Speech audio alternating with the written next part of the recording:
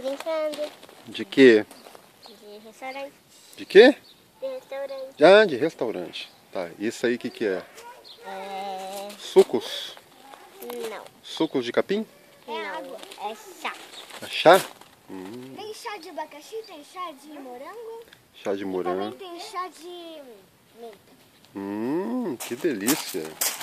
E esses são os teus chás? E eu tô escrevendo o que a gente vai ter no restaurante. Ah, esse é o cardápio do restaurante?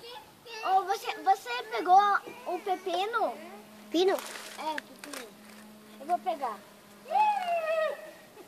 Eu acho que vai ser... Agora... Você viu, vovó? De novo, Cecília. De novo. Ali, finge que o segredo, tá? Era o segredo da nossa comida. Aqui tem feijão. Sim. De novo, você desceu aquela hora. Vem. Esse olho parado. Vamos.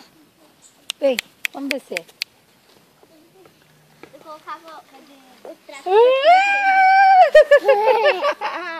Conseguiu, sobe de novo agora. Vamos subir de novo.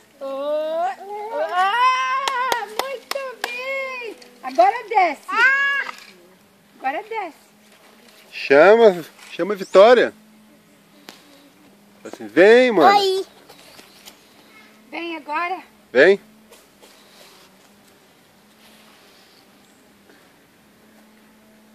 Cuidado.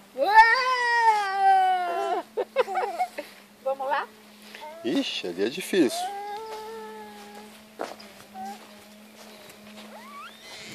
E agora? Ai, ai, ai. Quer subir?